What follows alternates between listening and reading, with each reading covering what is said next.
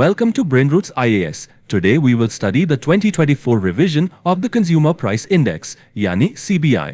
जो इन्फ्लेशन या महंगाई हम हर दिन अपनी जेब पर महसूस करते हैं, उसको नापने का जो हमारा तरीका है, उसमें हाल ही में एक बहुत बड़ा अपग्रेड हुआ है. तो सोचिए जरा, क्या इंडिया का महंगाई मेजर करने वाला मीटर 2012 में अटका हुआ था? बिल्कुल. हमारे देश के खर्च करने की आदतें यानी स्पेंडिंग हैबिट्स एक 2012 की शॉपिंग लिस्ट से नापी जा रही थीं. और तब से अब तक आप जानते हैं कितना कुछ बदल गया है. तो इस टॉपिक को एग्जाम के लिए पूरी तरह से समझने के लिए चलिए देखते हैं कि हम आज क्या क्या कवर करेंगे. हम शुरू करेंगे ये समझने से कि पुराने बास्केट में आखिर प्रॉब्लम क्या थी. फिर हम सीपीआई के कुछ बेसिक कॉन्सेप्ट्स को समझेंगे. उसके बाद हम 2024 के नए मेकओवर को डिटेल में देखेंगे और ये समझेंगे कि ये रिवीजन इतना जरूरी क्यों है. फिर हम बात करेंगे कि डेटा कलेक्शन कैसे स्मार्ट हो गया है और आखिर में आगे का रास्ता क्या है. ओके, तो चलिए शुरू करते हैं. सबसे पहले प्रॉब्लम को समझना जरूरी है. आखिर ये बदलाव करना ही क्यों पड़ा? देखिए, इसकी सबसे बड़ी वजह थी एक आउटडेटेड बेस ईयर. इसे ऐसे समझिए कि सरकार के पास एक नेशनल शॉपिंग लिस्ट है. टेक्निकल टर्म्स में इसे बास्केट कहते हैं. इस बास्केट में वो सारी चीजें हैं जो एक एवरेज इंडियन फैमिली कंज्यूम करती है. लेकिन सोचिए, अगर ये लिस्ट 2012 की हो तो क्या वो आज के हमारे खर्चों को ठीक से दिखा पाएगी? यही सबसे बड़ा डिस्कनेक्ट था. अब ये स्लाइड देखिए. ये अपने आप में कहानी है कि हमारी इकोनॉमी कैसे बदली है. 2012 के उस पुराने बास्केट में वीसीआर प्लेयर्स और ऑडियो कैसेट जैसी चीजें थी. सही में आज कौन खरीदता है ये सब? शायद कोई नहीं. आज हमारा पैसा ओटीटी सर्विसेज जैसे नेटफ्लिक्स, Amazon प्राइम पर खर्च होता है, पेन ड्राइव्स पर होता है और हेल्थ को लेकर जागरूकता बढ़ने से एक्सरसाइज इक्विपमेंट पर होता है. तो अगर हमारा ऑफिशियल महंगाई का कैलकुलेशन अब भी वीसीआर्स गिन रहा है लेकिन नेटफ्लिक्स नहीं, तो क्या हमें इन्फ्लेशन की असली पिक्चर मिल रही है? बिल्कुल नहीं. ठीक है, तो सोल्यूशन को समझने से पहले यानी नए सीपीआई को समझने से पहले हमें उस मशीन को समझना होगा जो ये सब कैलकुलेट करती है. चलिए कुछ कोर कॉन्सेप्ट्स डिस्कस करते हैं जो एग्जाम के लिए एब्सोल्युटली एसेंशियल हैं. तो सबसे पहले, what is the consumer price index और सीपीआई? देखिए, इसकी फॉर्मल डेफिनेशन है कि CPI is a measure that examines the weighted average of prices of a basket of consumer goods and services over time. आसान भाषा में ये एक टूल है जो कॉमन गुड्स और सर्विसेज जैसे फूड, क्लोथिंग, ट्रांसपोर्ट, इन सब के रिटेल प्राइसेस में जो बदलाव आता है उसको ट्रैक करता है. ये वो चीजें हैं जो हम और आप जैसे हाउस होल्ड्स अपनी जरूरत के लिए खरीदते हैं. अगला कॉन्सेप्ट है बेस ईयर. ये बहुत इंपॉर्टेंट है. सोचिए, अगर कोई रेस शुरू करनी है तो एक स्टार्टिंग लाइन तो चाहिए ना. बस बेस ईयर वही स्टार्टिंग लाइन है. द बेस ईयर एक रेफरेंस पॉइंट होता है जहां प्राइस इंडेक्स को 100 मान लिया जाता है और इसके बाद आने वाले समय में जितने भी प्राइस चेंजेस होते हैं उन सबको इसी 100 के बेंचमार्क से कंपेयर किया जाता है. इसके बिना कंपैरिजन पॉसिबल ही नहीं है. अब आते हैं वेटिंग पर. यह एक बहुत ही क्रूशियल कॉन्सेप्ट है. देखिए, सीपीआई बास्केट में हर आइटम को एक खास इंपॉर्टेंस यानी वेट दिया जाता है और ये वेट इस बात पर डिपेंड करता है कि हम लोग उस चीज पर अपने पूरे खर्च का कितना हिस्सा स्पेंड करते हैं. एक एग्जांपल से समझिए. आलू और प्याज के दाम बढ़ने का असर हम पर ज्यादा होता है कंपेयर टू मानिए एक पेन ड्राइव के दाम बढ़ने से. राइट? बस यही कॉन्सेप्ट है वेटिंग का. एग्जाम के लिए ये नाम याद रखना जरूरी है. इंडिया सीपीआई कैलकुलेट करने के लिए लास्पियर्स इंडेक्स फॉर्मूला यूज करता है. अब ये फॉर्मूला करता क्या है? एसेंशियली ये फॉर्मूला बेस ईयर की फिक्स्ड बास्केट ऑफ गुड्स को आज के प्राइसेस पर खरीदने की कॉस्ट को कंपेयर करता है. इसमें 3 चीजें यूज होती हैं. पहला, बेस ईयर में चीजों के प्राइसेस. दूसरा, बेस ईयर में उनका कंजम्पशन या वेट. और तीसरा, उन्हीं चीजों के आज के प्राइसेस. तो चलिए अब आते हैं मेन इवेंट पर. आखिर इस 2024 के रिवीजन में क्या क्या बदलाव आए हैं?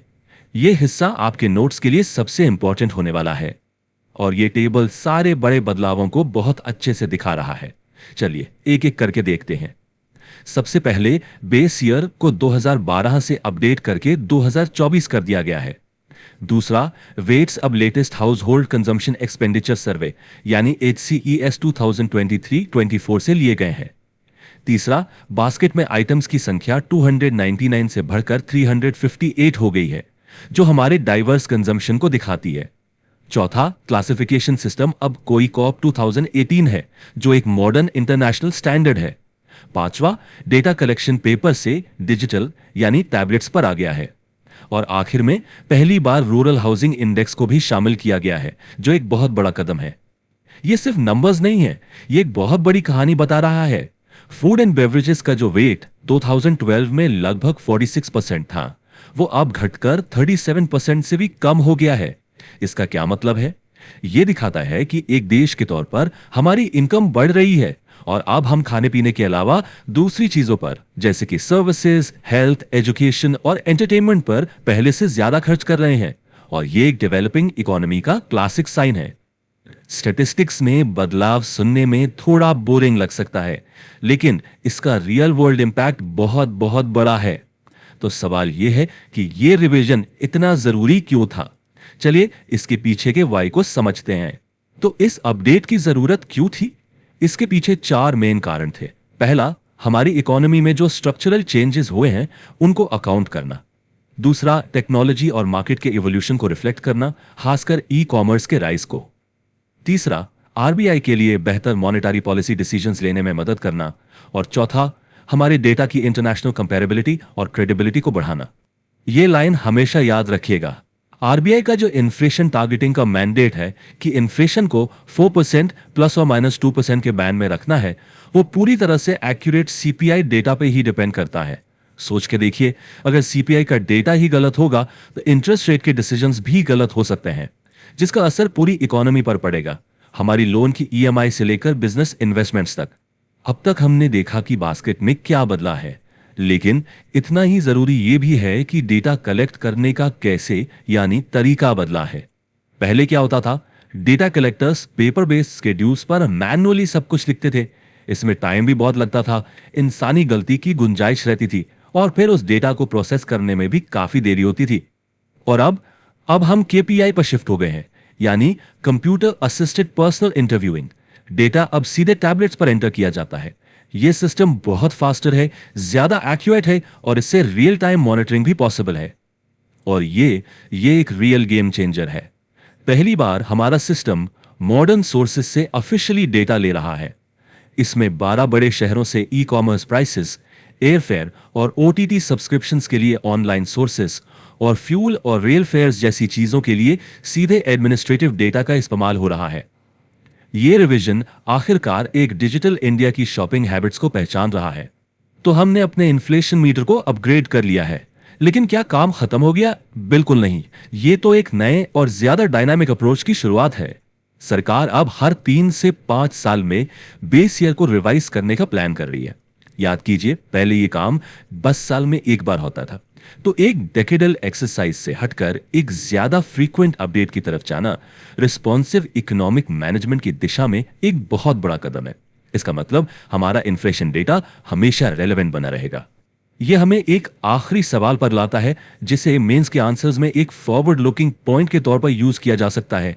आज के जमाने में जहां फास्ट फैशन, वायरल ट्रेंड्स और नई टेक्नोलॉजी से हमारे कंजम्पशन पैटर्न्स सालों में नहीं बल्कि महीनों में बदल जाते हैं, वहां हमारे स्टैटिस्टिकल सिस्टम्स इस तेजी से कैसे कदम मिलाएंगे, ये अगला फ्रंटियर है। इकोनॉमिस्ट और पॉलिसी मेकर्स के लिए अगला सबसे बड़ा challenge. If you found this lecture helpful, like, share and subscribe to the channel.